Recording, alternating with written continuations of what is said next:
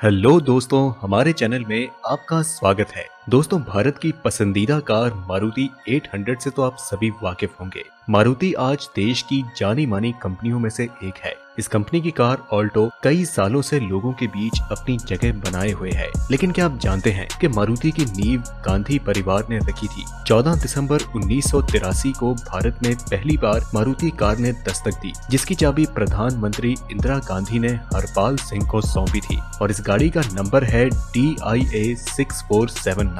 तो दोस्तों, आइए विस्तार से जानते हैं मारुति 800 की कहानी। तो वीडियो की शुरुआत करने से पहले अगर आप हमारे चैनल पर नए हैं तो हमें सब्सक्राइब कर लें और नोटिफिकेशन बेल को भी ऑन कर लें। तो चलिए बिना देरी किए हम इस वीडियो की शुरुआत करते हैं।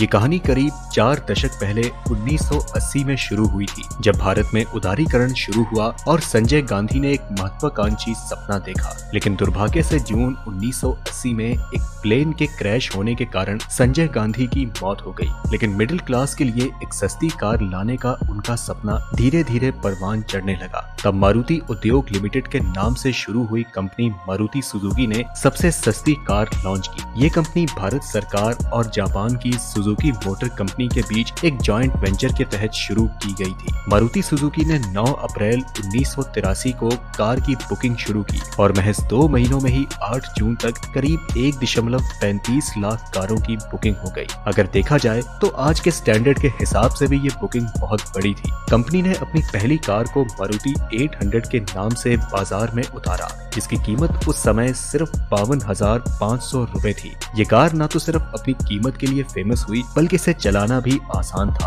और इसका माइलेज भी उस समय की गाड़ियों की तुलना में अच्छा था। मारुति सुजुकी ने 14 दिसंबर 1983 को मारुति 800 की डिलीवरी शुरू की और 14 दिसंबर का ही दिन इसलिए चुना गया क्योंकि उसी दिन संजय गांधी का जन्मदिन होता है। खुद तत्कालीन प्रधानमंत्री इंदिरा गांधी ने पहले 10 लोगों को कार की चाबी सौंपी। मारुति सुजुकी की पहली कार इंडियन एयरलाइंस के कर्मचारी हरपाल सिंह को सौंपी गई। श्रीमती इंदिरा गांधी से कार की चाबी लेते हुए उनकी तस्वीर भारतीय ऑटोमोबाइल इंडस्ट्री का एक अहम हिस्सा बन गई। मारुति सुजुकी के non executive chairman RC Bhargava कहते हैं कि ये सब अचानक नहीं हुआ। सरकार की लिस्ट में प्राइवेट ट्रांसपोर्ट थोड़ा नीचे थी, क्योंकि तब तक इसे लग्जरी और अमीरों की चीज माना जाता था। यूं तो उस दौर में सरकारी पब्लिक ट्रांसपोर्ट पर ही फोकस किया जाता था, लेकिन इंदिरा गांधी चाहती थी कि संजय गांधी ने जिस सस्ती कार का सपना देखा है वह उनकी मौत के बाद भी जिंदा रहे, और यही कारण है कि इस कंपनी के लिए सरकार ने कुछ मदद भी मुहैया करवाई।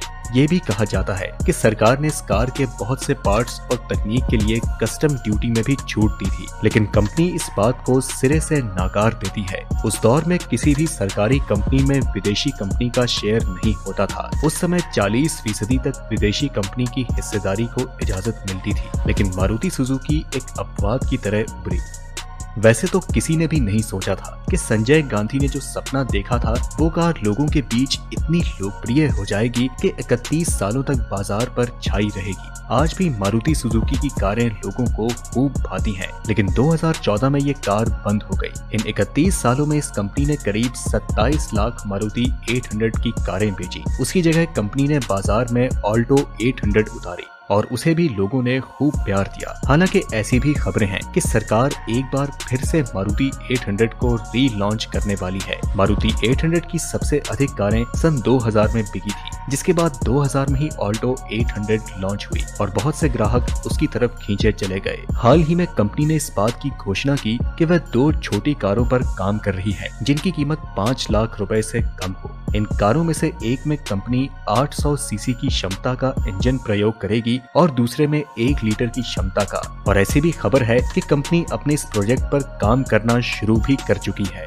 मारुति सुजुकी के प्रबंध निर्देशक केनिशी आयुकावा ने कुछ महीनों पहले मीडिया को दिए अपने एक बयान में इस बात की पुष्टि की है कि कंपनी 800 सीसी की क्षमता वाले इंजन का प्रयोग कई अन्य मॉडल में करने जा रही है। फिलहाल इस इंजन का प्रयोग केवल मारुति ऑल्टो में ही किया जाता है। वहीं 1 लीटर की क्षमता के इंजन का प्रयोग कंपनी अपने सेलेरियो हैचबैक में करती आ रही है। कंपनी के 1 लीटर इंजन वाले मॉडल का कोड नेम YNC है, जिसे शायद सेलेरियो की जगह पर पेश किया जाएगा। वहीं कंपनी की दूसरी कार जिसमें 800 सीसी की क्षमता का इंजन प्रयोग किया जाता है, उसका कोड नेम YOM है। इन बातों के साथ ही अब देश को एक नई मारुति 800 का इंतजार है। फिलहाल इस कार के नाम के बारे में कंपनी की तरफ से कोई घोषणा नहीं हुई है। मारुति 800 के इंजन की बात करें तो इसकी इतनी लंबी यात्रा के इतने वर्षों के दौरान इसकी शक्ति और टॉर्क में समय समय पर बदलाव होता रहा है। पहली पीढ़ी का इंजन 35 bhp का था, जो कि 5 स्पीड MPFI मॉडल में 45 bhp का हो गया। मारुति ऑल्टो 800 के मौजूदा मॉडल में FAD इंजन इस्तेमाल किया जाता है, जिसमें खासा बदलाव किया गया है और अब ये 47 bhp की ताकत के साथ आता है, जो कि 69 न्यूटन मीटर का टॉर्क पैदा करता है। इन वर्षों में पेट्रोल इंजन, LPG पेट्रोल और CNG पेट्रोल वेरिएंट में तब्दीली हुई, जबकि इंजन 4 स्पीड मैनुअल गियरबॉक्स के साथ शुरू हुआ और मारुति 800 के अंतिम वर्षों में इसे 5 स्पीड मैनुअल गियरबॉक्स मिला, जो कि मारुति ऑल्टो में भी इस्तेमाल किया गया। जब मारुति ऑल्टो को लॉन्च किया गया तो इसमें मारुति 800 से ज्यादा ताकतवर इंजन, स्टाइल और फीचर्स दिए गए। ऑल्टो की बिक्री मारुति 800 के साथ साथ की जा रही थी, लेकिन ऑल्टो से सस्ती मारुति 800 की ब्रांडिंग ज्यादा मजबूत थी और भारत के सेमी अर्बन इलाकों में इसकी मांग ज्यादा थी। ऑल्टो के लॉन्च होने के बावजूद मारुति 800 की जबरदस्त बिक्री को देखते हुए कार के निर्माताओं को मारुति 800 का उत्पादन बंद करने का फैसला करना पड़ा, ताकि ऑल्टो को पॉपुलर बनाया जा सके।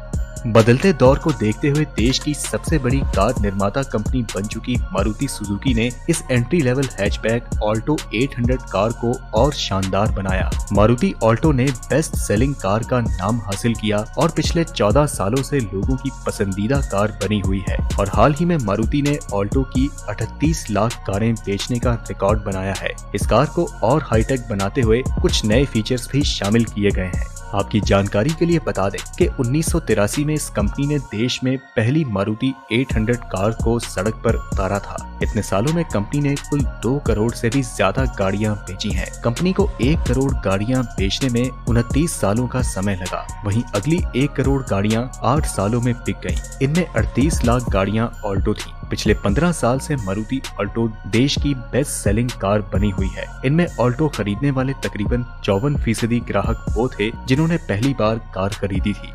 तो दोस्तों, आपको क्या लगता है कि जो कार अभी लॉन्च होगी क्या वह मारुति 800 जैसी ही सक्सेसफुल होगी? आप अपनी राय हमें कमेंट के माध्यम से जरूर बताएं और ऐसे ही मजेदार और रोचक वीडियोस देखने के लिए आप हमें सब्सक्राइब करके नोटिफिकेशन बेल को भी ऑन कर दें, ताकि जब भी हमारी वीडियो आए तो आप हमारी वीडियोस को सबसे पहले देखें। हम मिलते हैं आपसे अगली वीडियो में, तब तक के लिए नमस्कार।